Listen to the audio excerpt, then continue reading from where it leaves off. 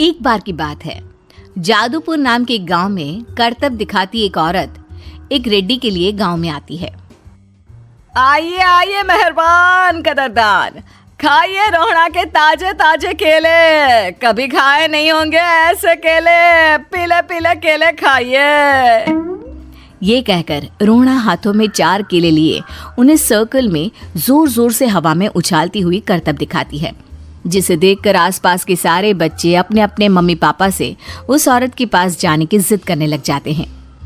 पापा, ऐसा तो सर्कस में बॉल से होता है ना, ये आंटी तो केले से कर रही है। चलिए ना पापा, देखते हैं। रोहड़ा एक पतली सी तार पर चलती हुई केलों से करतब दिखाती है। आते जाते सभी लोग बाहर रुककर उसके करतब देखते हैं और वाह वाही करते नहीं थकते। जैसे ही एक आदमी पास आकर उसे पैसे देने लग जाता है, तब वो कहती है, अरे नहीं नहीं साहब, मैं करतब तो बच्चों के मन को बहलाने के लिए करती हूँ। धंधा तो मेरा केले का है। पीछे देखो मेरी रिड्डी, जो भी मेरे केले खाएगा मेरी तरह चुस्त दुरुस्त और तंदुरुस्त हो जाएगा। पता चलता है क्या कि मेरी उम्र 55 की है। अरे पर ऐसे ठंड के मौसम में कोई केला क्यों खाएगा? ये ऐसे वैसे केले नहीं है साहब, ये शरीर में गर्मी देते हैं। ठंड को दूर भगाए जो भी रोहिणा के केले खाए। पापा, अगर मुझे केले नहीं मिले तो मैं घर नहीं जाऊंगी। तभी उसके पापा कहते हैं कि बेटा, केले ठंड में कभी गर्मी नहीं देते। ये सब कहने की बातें हैं, सामान बेचने का तरीका है इनका। पर पिंकी नहीं मानती। मैं केले खाऊंगी।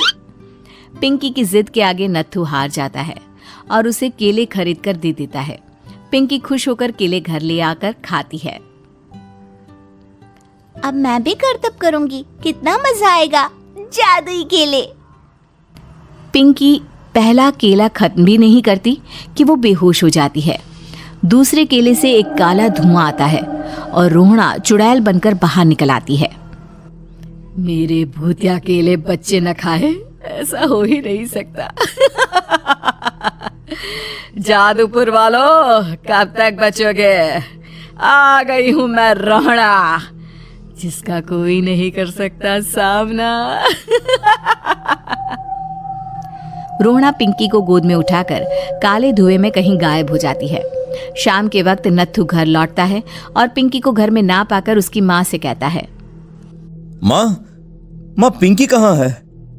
अरे बेटा, उसे तो तू सुबह करतब दिखाने ले गया था ना, फिर कहाँ वापस आए तुम दोनों?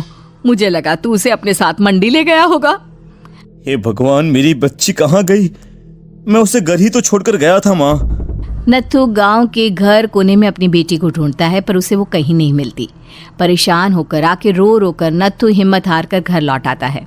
अगली सुबह रोहड़ा फिर से करतब दिखाने आती है और इस बार पिंकी की तरह रोनी केले खरीद लेता है। 50 रुपए दिए थे पापा ने, सारे पैसों के मैंने केले खरीद लिए हैं। अब मैं भी आंटी की तरह ही करतबबाज बन जाऊंगा। यही सोचते हुए रोनी केले खाता है और पहला अकेला केला आधा खत्म भी नहीं करता कि चुड़ैल उसके सामने आ जाती है। मेरे साथ चलने का समय आ गया है रोनी। ये तो बस शुरुआत है। अब इस गांव के सारे बच्चे धीरे धीरे मेरे कब्जे में होंगे, एक बच्चा भी नहीं बचेगा। ये कहकर रोना रोनी को गोद में लेकर काले धुएं में अदृश्य हो जाती है। इसके बाद हर रोज गांव में से कोई ना कोई बच्चा गायब होता, पर ऐसा क्यों हो रहा है किसी को भी समझ में नहीं आ पा रहा था। रोज की तरह अपनी बेटी पिंकी की तलाश में नत्थू गांव के एक तालाब के पास बैठा रो रहा था। कहाँ गई मेरी पिंकी? शकुंतला के जाने के बाद एक वही तो मेरा सहारा थी। अरे उसकी आत्मा कोस रही होगी मुझे कि मैं अपनी बच्ची को संभाल भी नहीं पाया। नत्थू ये कहता हुआ रो ही रहा था कि तभी तालाब में से उसे शकुंतला की आवाज सुनाई देती है। कहाँ थी तुम शकुंतला? हमारी बच्ची और सारे गायब हुए बच्चे रोहड़ा के कब्जे में हैं। वो बच्चों को जो केले देती है उससे बच्चे बेहोश हो जाते हैं और उसके कब्जे में आ जाते हैं और वो उन्हें ले जाकर काली दुनिया में ले जाती है। पर वो ऐसा क्यों कर रही है? ये मैं नहीं जानती, पर उस दुनिया का रास्ता मैं आपको बता सकती हूँ। जहाँ ये नदी खत्म होती है वहाँ एक केले का पेड़ है, उसके नीचे एक दरवाजा है, वहीं से रास्ता जाता है उस दुनिया का। ये कहकर शकुंतला की आत्मा गायब हो जाती है। गांव के सभी लोग झुंड बनाकर उसी रास्ते से काली दुनिया में चले जाते हैं और वहां देखते हैं कि सारे बच्चे वहां काम कर रहे थे। पापा मुझे ले चलो यहाँ से। पापा पापा। सभी बच्चे अपने मम्मी पापा से लिपट जाते हैं। तो तुम लोग यहाँ तक आ गए? क्यों हमारे बच्चों को पकड़ लिया तूने? तुझे शिकार ही बनाना है तो ले, हम सब आ गए हैं, हमें खा ले।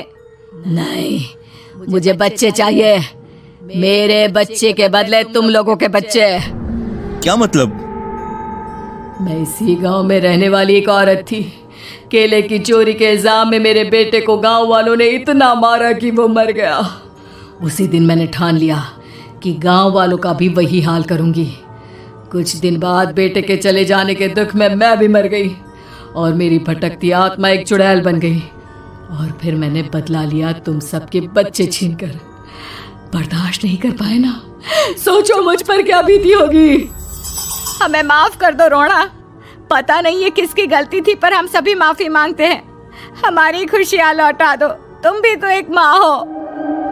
गांव वालों की बात सुनकर रोना का मन पिघल जाता है और वो बच्चों को छोड़ देती है। उसके बाद काली दुनिया बच्चों के लिए जादुई दुनिया बन जाती है। अब कोई भी कभी भी वहां आ जा सकता था।